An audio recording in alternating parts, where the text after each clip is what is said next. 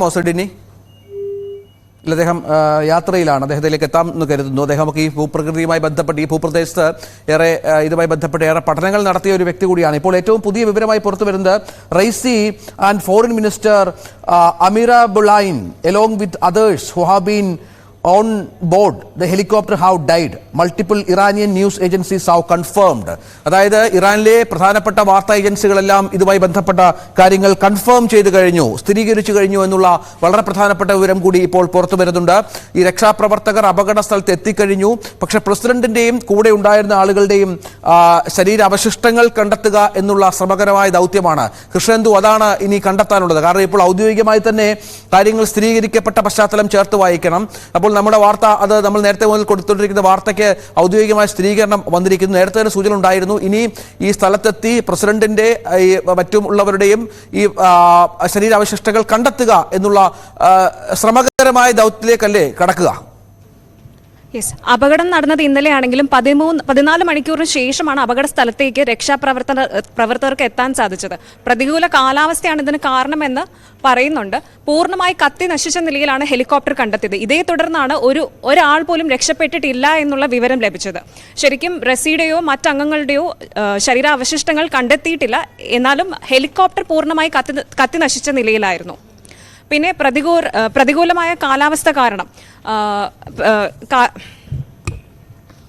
പ്രതികൂലമായ കാലാവസ്ഥ വലിയ പ്രശ്നമായിട്ടുണ്ട് ആ മേഖലയിൽ എന്നുള്ളതാണ് കൃഷ്ണന്തു അറിയിക്കുന്നത്. ജീവനോടെ ആരുമില്ല എന്ന് രക്ഷാപ്രവർത്തകർ ഇതിനകം തന്നെ വ്യക്തമാക്കിയ പശ്ചാത്തലം കൂടി ഇതിനോട് ചേർത്ത് വായിക്കണം. പ്രസിഡന്റായി പ്രാർത്ഥിക്കണമെന്നുള്ള ഇന്നലെ വൈകുന്നേരം മുതലുള്ള തുടർച്ചയായ ആഹ്വാനങ്ങൾക്ക് ഫലമുണ്ടായില്ല. ആ പ്രാർത്ഥനകൾ വിഫലമായിരിക്കുന്നു. ആകാശ ദുരന്തത്തിന്റെ ഞെട്ടലിലാണ് ഇറാൻ എന്നുകൂടി ചേർത്ത് വായിക്കണം.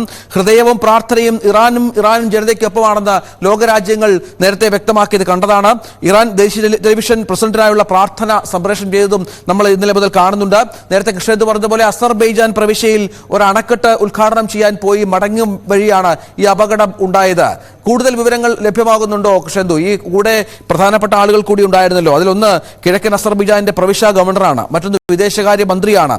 ഒപ്പം ഈ പരമോന്നത നേതാവിന്റെ പ്രതിനിധി അയത്തുള്ള മുഹമ്മദ് അലിയൊക്കെ ഇറാനിലെ ഏറ്റവും പ്രധാനപ്പെട്ട ആത്മീയ രാഷ്ട്രീയ നേതാക്കളാണ്. ആ ഞെട്ടലിൽ നിന്ന് ഉടനൊന്നും ഇറാന് മുക്തമാകാൻ സാധിക്കുകയുമില്ല. കൃഷ്ണന്തു, ഒരു പ്രധാനപ്പെട്ട വിവരം എന്താണെന്ന് വെച്ചാൽ രക്ഷാദൗത്യത്തിന് റഷ്യയുടെയും ടർക്കിയുടെയും സഹായം ലഭിച്ചിട്ടുണ്ട്. ഒരു ടർക്കിഷ് ഡ്രോണാണ് ഈ ഹെലികോപ്റ്ററിന്റെ അവശിഷ്ടങ്ങൾ കണ്ടെത്തിയത്. ഇത് മാത്രമല്ല 14 മണിക്കൂർ പിന്നിട്ട ശേഷം 73 ഗ്രൂപ്പുകളായിട്ടാണ് രക്ഷാപ്രവർത്തനങ്ങൾ നടത്തിയത്. 73 ഗ്രൂപ്പുകളായി തിരിഞ്ഞ് രക്ഷാപ്രവർത്തനങ്ങൾ നടത്തി. പക്ഷേ ആ രക്ഷാപ്രവർത്തനത്തിലുള്ള ശ്രമങ്ങൾ നടത്തി, പക്ഷേ അതൊക്കെ വിഫലമായി എന്നുള്ളതാണ്. മരണം ഇറാൻ സ്ഥിരീകരിച്ചു കഴിഞ്ഞു. മരണം സ്ഥിരീകരിച്ച് ഇറാന്റെ വാർത്താ ഏജൻസികൾ ഇപ്പോൾ റിപ്പോർട്ട് ചെയ്ത് കഴിഞ്ഞു. ഇറാനിൽ വലിയ ദുഃഖാചരണം നടക്കുന്ന സാഹചര്യം ഇതിനോട് ചേർത്ത് വായിക്കുകയും വേണം. അസർബൈജാൻ അതിർത്തിക്ക് സമീപം ജോൽഫ നഗരത്തിനോട് ചേർന്നാണ് ഈ അപകടമുണ്ടായത് എന്നാണ് ലഭിക്കുന്ന വിവരം. നേരത്തെ ശ്രീ PJ വിൻസെന്റിനെ പോലെയുള്ള വിദേശകാര്യ വിദഗ്ധരൊക്കെ പറഞ്ഞതുപോലെ ഈ അപകടത്തിന്റെ സ്ഥിരീകരണം ഇതെങ്ങനെ സംഭവിച്ചു എന്ന കാര്യത്തിൽ ഒരു വ്യക്തത വരേണ്ടതുണ്ട്. അത് വരിക എന്നുള്ളത് വളരെ പ്രധാനപ്പെട്ടതാണ്. കാരണം ഈ മോശം കാലാവസ്ഥ മാത്രമാണോ ഈ അപകടവുമായി ബന്ധപ്പെട്ട് സംഭവിച്ചിരിക്കുന്നത് എന്നതിനോട് നമ്മൾ ഇനി സ്ഥിരീകരിക്കേണ്ടതുണ്ട്. കാരണം വിദേശകാര്യ രംഗത്ത് ലോകക്രമത്തിൽ ഈയിടെയായി ഉണ്ടായ മാറ്റത്തിൽ ഇറാന് അനുഭവിക്കുന്ന ശത്രുത, ഇറാനോട് ശത്രുതയുള്ള നിരവധിയായ രാജ്യങ്ങളുണ്ട്. ഇറാന്റെ ആഭ്യന്തര പ്രശ്നങ്ങളും രൂക്ഷമാണ് എന്ന വിവരങ്ങളും പുറത്തു വരുന്നുണ്ട്. അങ്ങനെ ഒരുപാട് കാരണങ്ങൾ. ഒപ്പം ഈ ഉപരോധത്തിന്റെ പശ്ചാത്തലത്തിൽ ഇറാന്റെ വാർത്താവിനിമയ സംവിധാനങ്ങൾ, ചോപ്പറുകൾ, ഹെലികോപ്റ്ററുകൾ, അവരുടെ ആകാശ സഞ്ചാരത്തിലുള്ള നിരവധിയായ ഉപകരണങ്ങളിലൊക്കെയുള്ള ഒരു കാലപ്പഴക്കമൊക്കെ വലിയ തോതിൽ നേരത്തെ ചർച്ച ചെയ്യപ്പെട്ടിരുന്നു. നേരത്തെ ശ്രീ PJ വിൻസെന്റ് പറഞ്ഞ പോലെ ഒരുപാട് വിമാന അപകടങ്ങൾ നടക്കുന്ന, വിമാന അപകടങ്ങളിൽ സാധാരണക്കാരായ നിരവധി ആളുകൾ കൊല്ലപ്പെട്ട ഒരു രാജ്യം കൂടിയാണ് ഇറാൻ എന്നുകൂടി ചേർത്ത് വായിക്കണം. സ്വാഭാവികമായും പ്രസിഡന്റിനെ പോലെ ഒരാളുടെ സുരക്ഷ ഒരുക്കുക എന്നുള്ളത് പ്രധാനമായും ഇറാന്റെ സുരക്ഷാ ഏജൻസികളുടെ പ്രാഥമിക കടമയായിരുന്നു. പക്ഷേ അത് ഈ പറഞ്ഞതുപോലെ അതിനുള്ള പ്രശ്നങ്ങൾ ഇപ്പോൾ സംഭവിച്ചിരിക്കുന്നത് ഒരു ഹെലികോപ്റ്റർ മാത്രം തകർന്നു വീഴുന്നു. പ്രധാനപ്പെട്ട ആളുകൾ സഞ്ചരിച്ച ഒരു ഹെലികോപ്റ്റർ മാത്രം തകർന്നു വീഴുന്നു.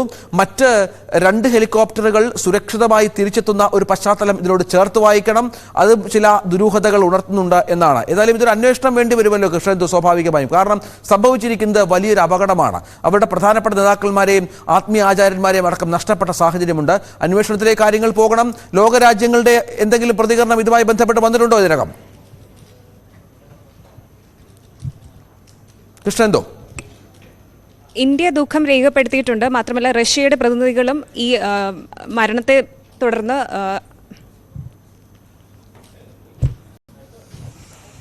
റഷ്യയും ഇന്ത്യയും അടക്കം ദുഃഖം രേഖപ്പെടുത്തിയ പശ്ചാത്തലമുണ്ട്. ലോകരാജ്യങ്ങൾ ഈ വിഷയത്തെ അപലപിച്ചതുകൂടി നമ്മൾ ഇതിനോട് ചേർത്ത് വായിക്കണം. കാരണം ഇന്നലെ റഷ്യയും തുർക്കിയുമാണ് ഇതുമായി ബന്ധപ്പെട്ട സഹായ വാഗ്ദാനം നൽകി ആദ്യം രംഗത്ത് വന്നത്.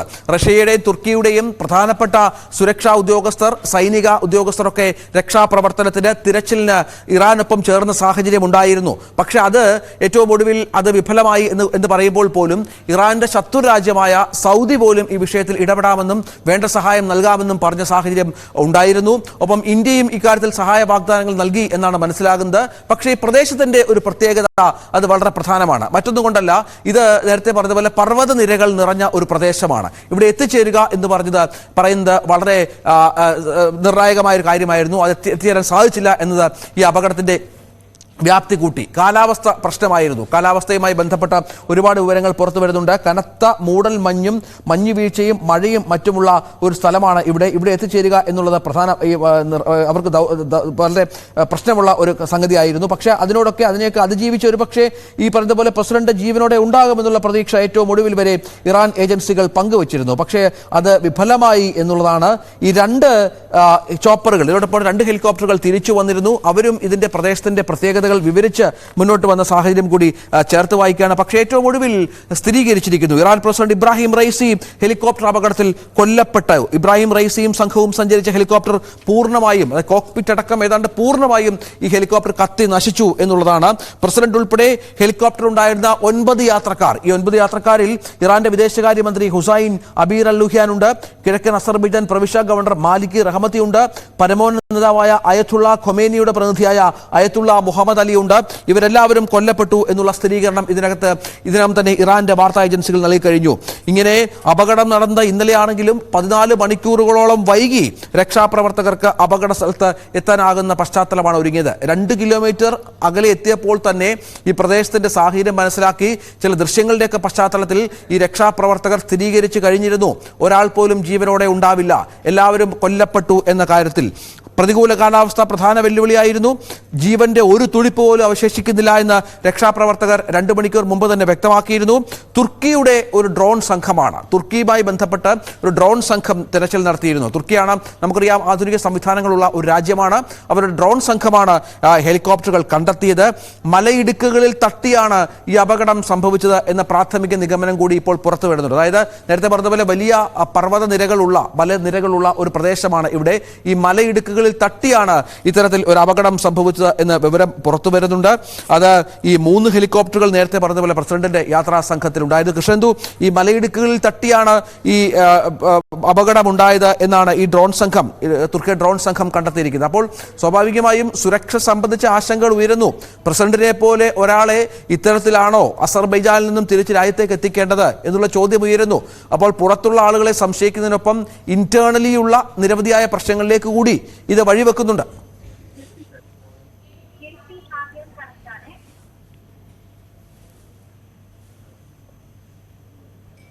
ശ്രുതു, കേൾക്കാമോ?